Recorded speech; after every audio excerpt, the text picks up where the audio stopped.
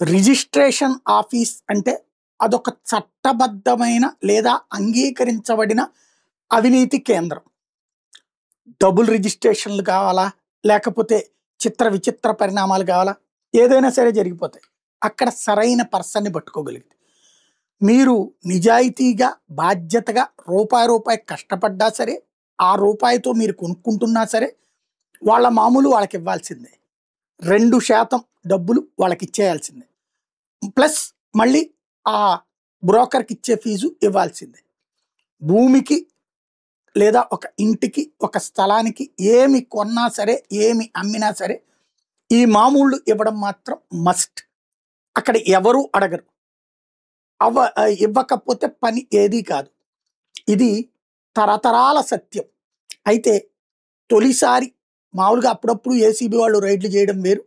మరి చంద్రబాబు గారు సీరియస్ అయ్యారా ఏదన్నా అవినీతికి సంబంధించి?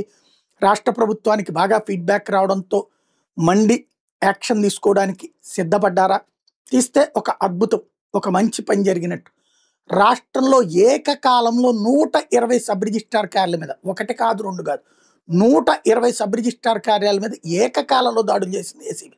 అంటే ఇది ఆషామాషి కాదు, ప్రభుత్వంతో చెప్పకుండా జరగదు. ఏసీబీ అంత సీరియస్గా చర్య తీసుకుంది అంటే ప్రభుత్వ ఆదేశాల మేరకన్నా జరగాలి, లేదా ప్రభుత్వానికి ఇంటిమేట్ చేసి అన్నా జరగాలి. ఎక్కడెక్కడైతే డబ్బులు ఏది అక్కడ ఉన్న సిబ్బంది దగ్గర ఎంత ఉండాలి, ఎంత ఉన్నాయి, అలాగే అదనంగా వచ్చిన డబ్బులు ఎంత, ఇప్పుడు లెక్క తేల్చే పనిలో ఉన్నారు.